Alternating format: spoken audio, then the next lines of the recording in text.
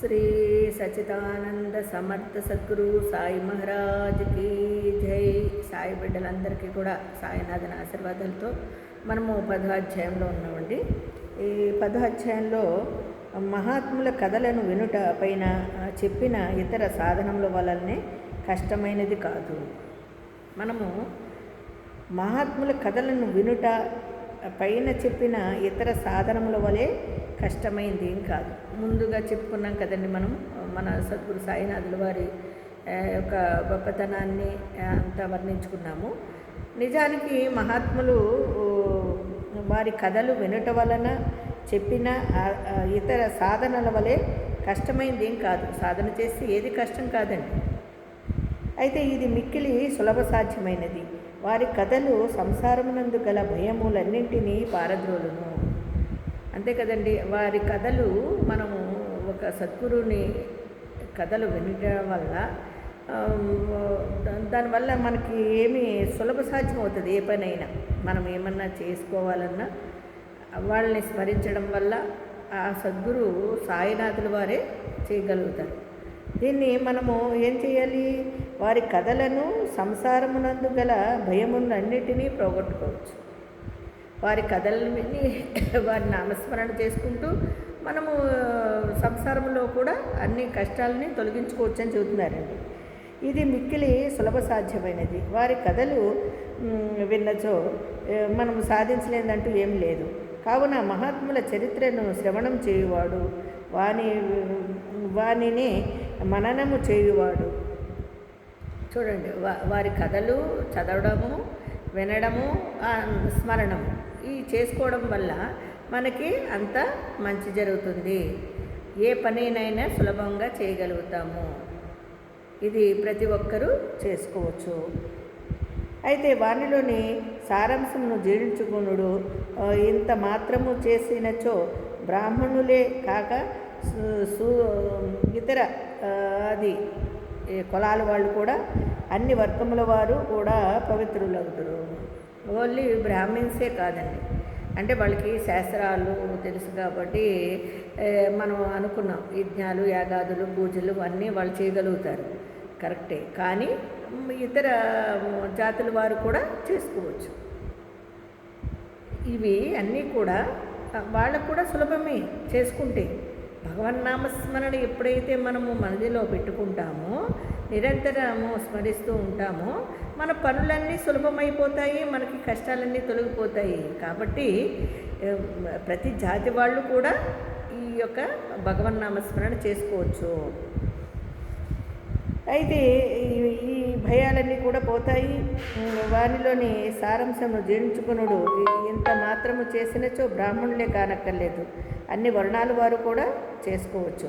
ప్రాపంచిక బాధ్యతలందు తగులుకొని ఉన్నను మీ మనస్సును సాయిబాబా కర్పింపుడు అని.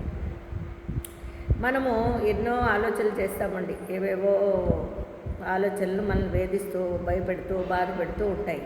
కానీ అక్కడ ఏమంటున్నారండి? ఎప్పుడు సాయిబాబాకి నీ మనస్సుని నీవు ఆయన నామస్మరణతో అర్పించినచో మన బాధలన్నీ తొలగిపోతాయి. అంతే కదండి. వారి కథలు వినుడు వారు తప్పక మనలను అనుగ్రహించగలరు. వారు ఇది మిక్కిలి సులభోపాయము అయినచో మరి దీనిని ఎందుకు అందరూ అవలంబించుకున్నారు? చూడండి, ఆయన్ని స్మరించడము, పూజించడము, ధ్యానించడము మనకి అది సులభమే, కానీ చేయలేం కదండి. మనని ఒక కర్మ అంటారు కదా, కృతజన్మ పాపకర్మల నుంచి ఆ కర్మని అనుభవించేటప్పుడు భగవన్నామస్మరణ చేయాలనే ఒక ధ్యాస కూడా ఉండదు, చేయలేరు. కానీ భగవంతునికి ఎవరైతే దగ్గర అవుతారో, ఆయనే నిరంతరము నాకు అన్నీ చేస్తున్నారు అనుకుంటారో వాళ్ళు చేస్తారండి తప్పకుండా. ఇతర వాళ్ళు చేయలేరు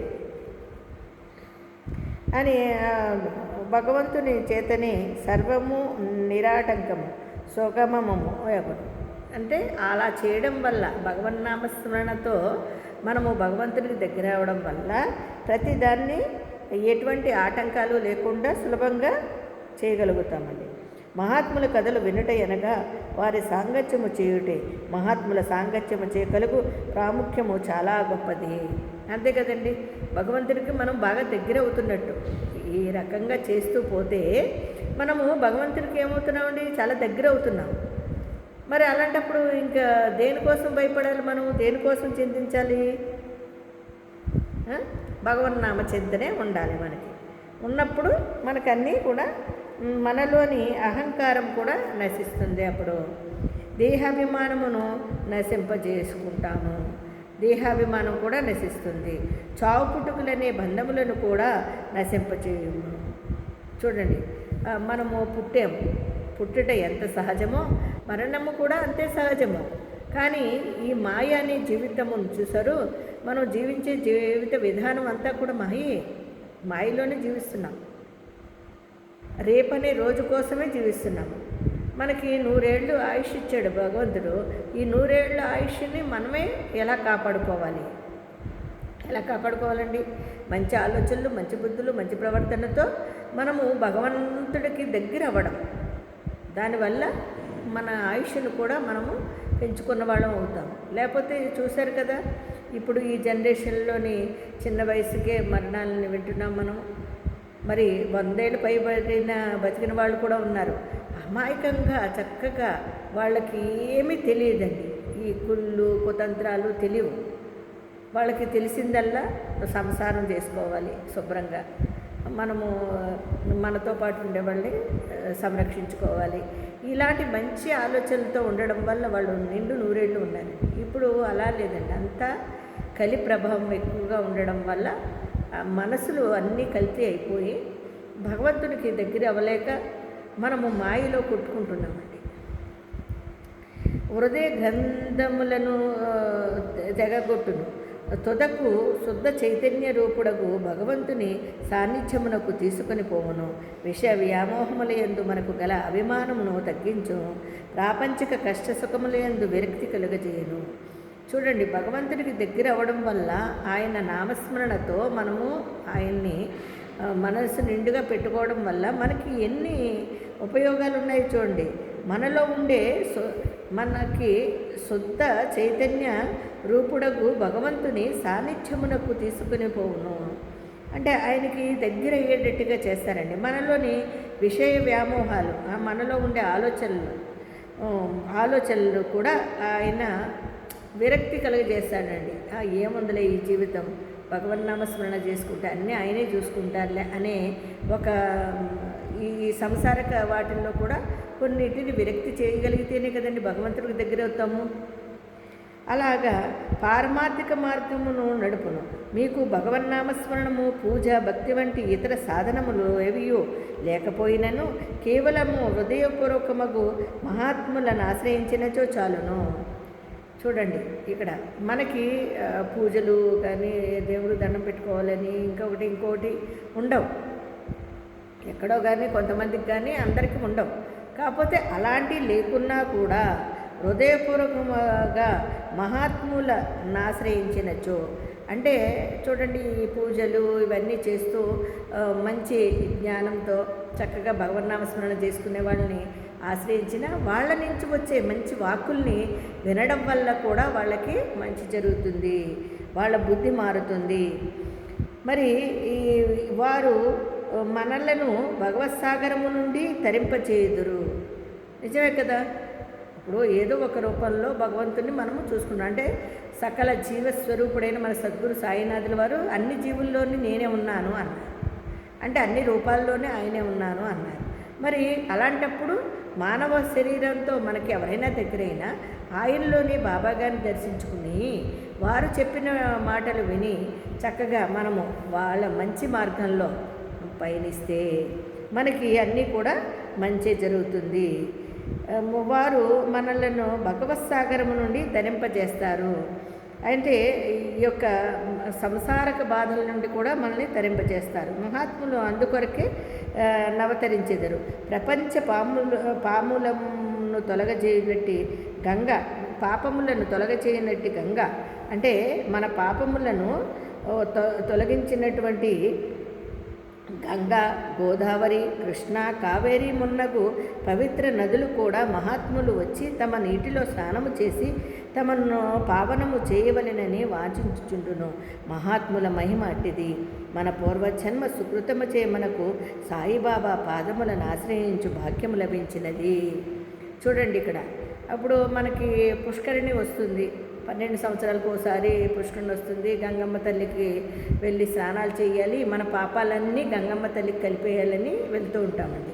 కానీ గంగమ్మ తల్లి అనుకుంటుందంటండి, ఈ యొక్క చూడండి యాగాదులు, ఈ మహాత్ములు ఉంటారు కదా కొంతమంది పుణ్యాత్ములు, వాళ్ళు వచ్చి స్నానం చేయకపోతారా, నేను పవిత్రాన్ని కాకపోతానా, నా పాపాలు వాళ్ళు నశింపజేస్తారు అనుకుంటుందంటండి గంగమ్మ తల్లి.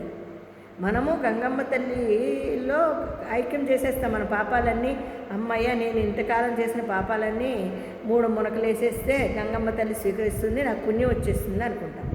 కానీ గంగమ్మ తల్లి కూడా మనందరి పాపాలను స్వీకరిస్తూ ఎలా అనుకుంటుందంటే చూడండి, మహాత్ములు ఎవరైనా రాకపోతారా, వాళ్ళ పాదస్పర్శ పెట్టకపోతారా, వాళ్ళ నుంచి ఈ యొక్క పాపాలు తొలగకుండా ఉంటాయా అని ఆవిడ ఆలోచిస్తుందండి గంగమ్మ తల్లి. మరి గంగమ్మ తల్లిని మనం ఎంత పవిత్రం చేస్తున్నాం, తెల్లారి లేచిన కానీ ఆ తల్లి లేనిదే మన జీవిత విధానమే లేదు. భూమాత గంగమ్మ తల్లి మనల్ని, తల్లి తన గర్భంలో 9 మాసములు మాత్రమే మోస్తుందండి. మలమూత్రాలతో ఉంటాం. కానీ మనము చచ్చేంత వరకు కూడా వాళ్ళు ఆ యొక్క గర్భంలో దాచుకుంటారండి మనల్ని. ఎలాగంటే మనం మలమూత్రాలని అన్నిటినీ కూడా శుద్ధి చేసేది భూమాత గంగమ్మ తల్లి. ఈ ఇద్దరు లేనిది ప్రకృతిలో అసలు మానవ జీవితమే లేదండి. అసలు మానవ జీవితమే దుర్లభం. మరి మనము ఇలాగ ఈ మాత్రమే నివసిస్తున్నాము అంటే ఆ భూమాత తల్లికి, తెల్లారి లేస్తే గంగమ్మ తల్లికి ప్రతి ఒక్కరూ కూడా నమస్కరించుకోవాలి. ఎందుకంటే మనము వాళ్ళ లేనిది మన జీవితాలు లేవు, ఈ మానవ మనుగడే లేదు. కాబట్టి ప్రతి ఒక్క సాయి బిడ్డ కూడా భూమాత తల్లికి, గంగమ్మ తల్లికి మనం ఎప్పుడూ అంటే పంచభూతాలకి మనం రుణపడి ఉంటాం. కానీ అందులో మెయిన్ మన కన్న తల్లి కన్నా కూడా మనము చచ్చేంత వరకు కూడా మన భారాల్ని మనల్ని మోసేది ఆ ఇద్దరు తల్లులు, గంగమ్మ తల్లి, భూమాత తల్లి. ప్రతి ఒక్క సాయి బిడ్డ కూడా వాళ్ళని పొద్దున్నే ఉదయం లేచిన కానించి ముందు నమస్కరించుకోవాల్సింది వాళ్ళనేనండి. తల్లి, తండ్రి, గురువు, దైవం అంటాం కదా. తల్లి ఒక గురువుగా మనకి ఏ విధంగానో, అలాగే ఈ మనల్ని కన్న తల్లి కన్నా ఎక్కువగా చూసేది భూమాత గంగమ్మ తల్లి. లేకపోతే మనం అసలు లేమండి. ఇలా మనము మహాత్ములు అలా వచ్చి ఆ నదిలో దిగకపోతారా, నేను పునీతురాలను కాకపోతానా అని ఆ తల్లి అనుకుంటుందంటండి. అంటే అలాంటి మహాత్ములు కూడా ఈ భూమి మీద ఉన్నారు కాబట్టి మనం కనీసం ఎలాగన్నా జీవిస్తున్నాము. మసీదు గోడ కాడుకొని ఊది మహాప్రసాదమును తన భక్తుల యోగక్షేమములకై పంచిపెట్టు సుందర స్వరూపుడును మన సాయినాథుల వారు. మరి చూడండి, ఆయన మసీదు గోడకి ఆడుకుంటారు. ఒక కాళ్ళ మీద ఈ బొటనవేలు ఇలాగ ఆంచి వయ్యారంగా నిలబడతారు. అలాగా నిలబడుకుని ఉన్నప్పుడు ఆ పరమేశ్వరుడే అసలు ఉన్నట్టుంటుంది. చూసారా, అది ఆయన యొక్క రూపంలో ఒక్కొక్క రూపంలో కూర్చున్న విధానంలో కానీ అక్కడి నుంచి ప్రతి ఒక్క సాయి బిడ్డ పరీక్షించండి, ఆ బ్రహ్మ, విష్ణు, మహేశ్వరులు కనిపిస్తారు. ఒక్కొక్క తీరులో ఆయన్ని మీరు బాగా అబ్జర్వ్ చేస్తే త్రిమూర్తులు కనిపిస్తారు. అందుకనే త్రిమూర్తి స్వరూపుడు మన సద్గురు సాయినాథుల వారు. అయితే ఆయన తన భక్తుల క్షేమం కోసం ఏం చేసేవారండి, దునిలో కాల్చిన బూడిదని తీసుకొచ్చి ఆ యొక్క ఊది ప్రసాదాన్ని అందరికీ పంచిపెట్టేవారటండి. ఈ ప్రపంచం యొక్క భావమును చింతించువాడును సదా పూర్ణానందములో మునిగి ఇండువాడకు సాయి పాదములకు సాష్టాంగ నమస్కారములు చేయుచు ఈ అధ్యాయాన్ని మనం ముగించుకుందాం. అంతే కదండి. మన సద్గురు సాయినాథుల వారికి నిరంతరము సాష్టాంగ నమస్కారం చేసుకుంటూ ఆయన్నే స్మరించుకుంటూ మనము మరి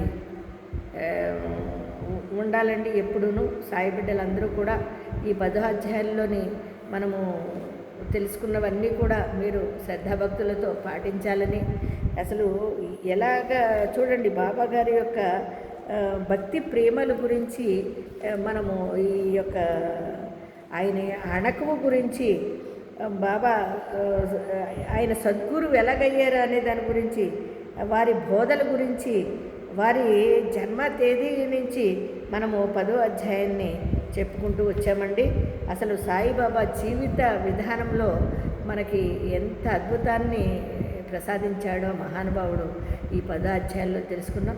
ఒక్కొక్క అధ్యాయంలోని మనం చెప్పుకుంటూ వెళ్తుంటే ఎంత అద్భుతాలు ఉన్నాయండి. ఎంత ఆయన లీలలు, ఆయన మనల్ని ప్రేమించే విధానము అదంతా తలుచుకుంటూ ఉంటే మరి బాబా గారి యందు మనం కూడా నిరంతరము అదే విధంగా ఉంటే ఆయన ప్రేమకి మనం కూడా ఎంతో పాత్రలు అవుతాం కదండి. అంతే కదండి. మరి రేపు పొద్దున్న 11వ అధ్యాయంలోకి వద్దామండి. సాయిరామండి.